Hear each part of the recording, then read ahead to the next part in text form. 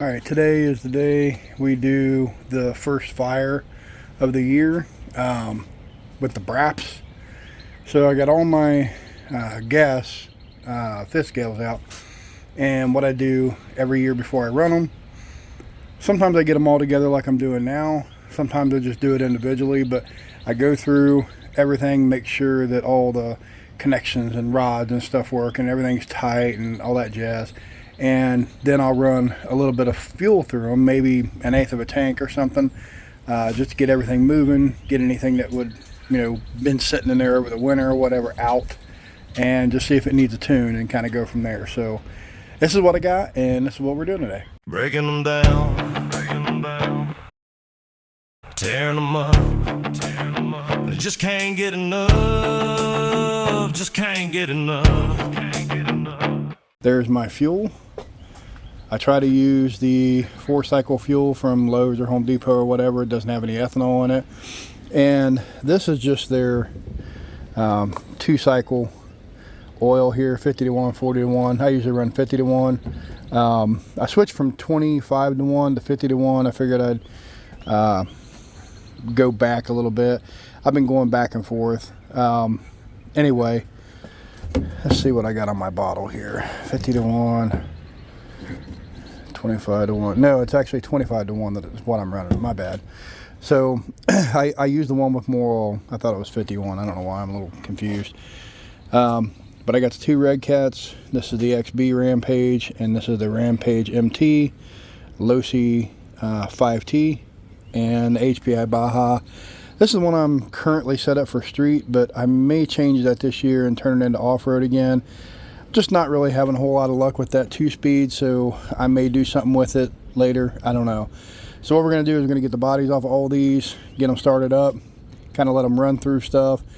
I'm going to do my checks on them before then and just kind of cycle through everything, make sure everything works. All right, we got the bodies off, sitting to the side over here. Everything is checked, fueled, cleaned up pretty good. Everything is fresh. So we're going to prime them up and then just start them all, let them run.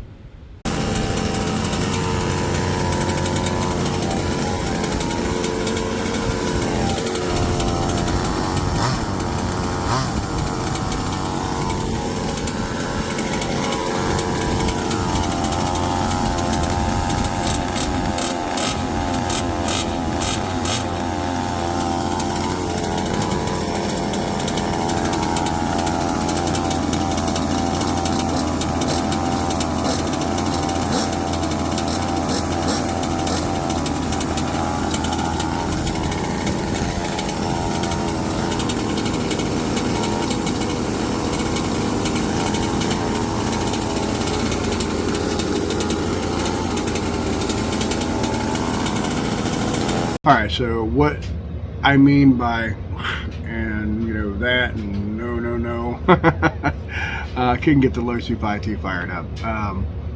I went over all the checks, the electronics. I went over the steering, servos, made sure all the bolts and stuff were tight. The one thing I couldn't do until you fire them up is check the primer bulb and the lines. So as I'm priming it with the primer bulb, filling up the carburetor, because usually I'll fill up the carburetor with, 10 or 15 little pumps, and then I'll pull on the string lightly 4 or 5 times or whatever, hit the bulb again for 4 or 5 times, and usually they fire right up, especially this one.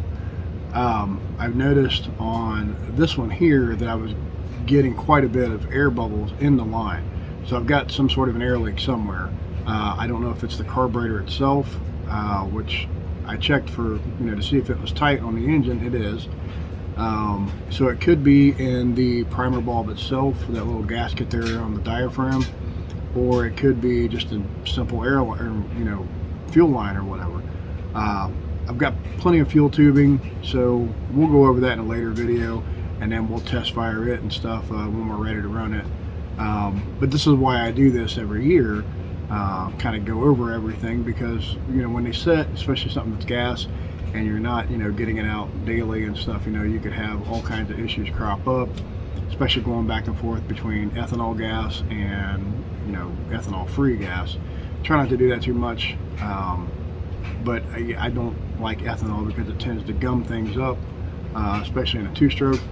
And I know it's not terrible, but I just prefer the ethanol free stuff. So yeah, that's what I think is going on with this. But in this video here, I wasn't able to get it running because I didn't want to spend too much time on it. I probably could have got it running. It'd take me another 20-30 minutes or whatever to switch out the lines, but you know, we'll do that later. It's no big deal. I've got all the other ones to play with, you know, so yeah, that's what we're gonna do. Just kind of do a little bit of a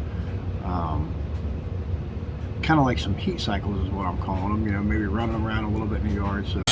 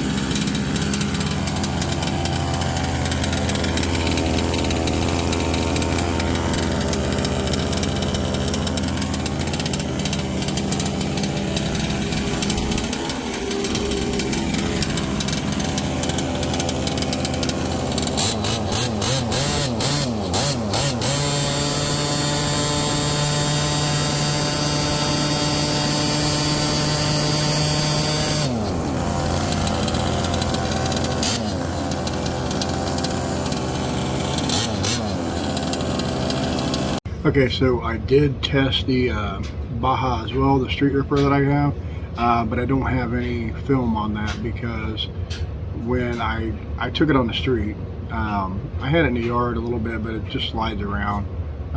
You know, I don't have the right tires for the yard. So I took it on the street a little bit, and I was running it up and down the cul-de-sac. And once I got to the end of the cul-de-sac, first time I went down there was fine. I guess I was right at the end of the range or whatever. When I got down to the end, I lost reception. Again, this is why you test things, guys. You don't go too crazy until you know everything's working properly, especially on something like a gas rig. You know, that's a lot of weight and power and stuff that could potentially damage property or a person. So I got a range issue there, which is probably a receiver issue. Those things, especially on those HPI remotes, go out, in my opinion, quite a bit. So I'm probably going to be switching it out for the GT5. As you see, I've got a bunch of different remotes and stuff for each one of these anyway. You know, it is what it is. Just little minor things that I'm finding here. So I got a few things to work on. The Rampage XB, I noticed that the tune pipe, in the video I'm saying it's degrading, but it kind of is. It's got like a little crease developing. I probably wrecked it or something, and it's got a little crease developing underneath where you know, the manifold's at, where it connects to the engine, and it looks like the gasket and stuff is degraded over there as well. So I'm probably going to get rid of that and put something different on it. I don't know what kind of tune pipe will fit on there besides those stupid straight pipes. I really don't like them. I'd much rather have something else, but I'm not sure what else will fit under that body. So I got to do a little bit of investigating. I'm probably going to run it that way, at least for the time being.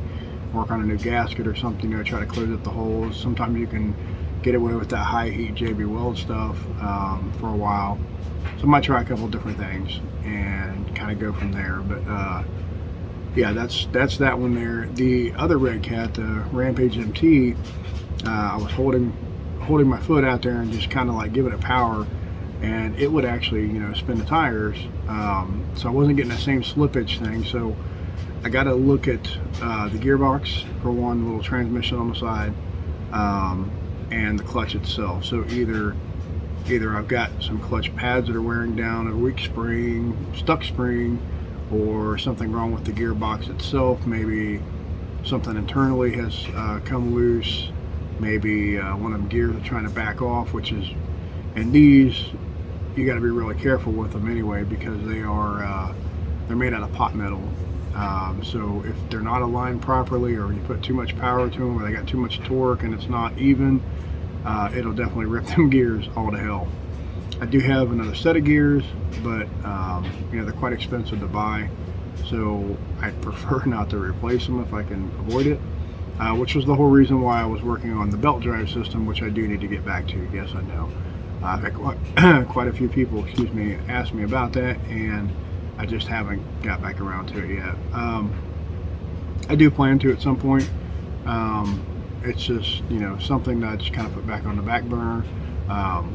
Things are kind of hard to get from China without paying a bunch of tariffs and stuff, and unfortunately that's where a lot of the parts that I got for that come from. So, you know, it wasn't really in my best interest at the time, because I like the way it runs now. I like the speed I'm getting out of it, the power,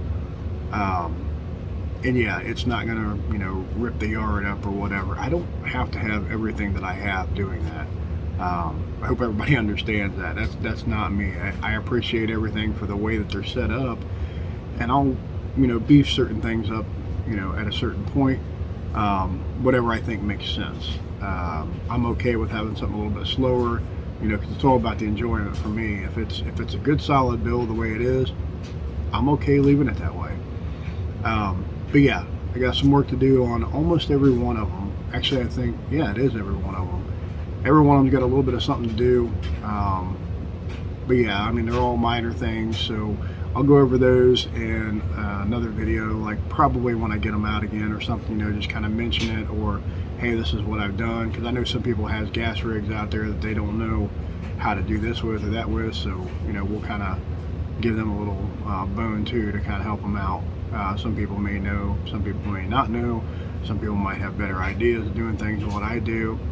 Yeah, I mean, I'm all interested in everything, man. That's what makes this community great, is everybody pitching in, and this is my experience, blah blah blah, and you learn from it. So yeah, that was the first fire room this year, guys, and I'm excited because I've got quite a bit playing with these here to have me quite a bit of fun. So just stay tuned. I got a lot more coming with these.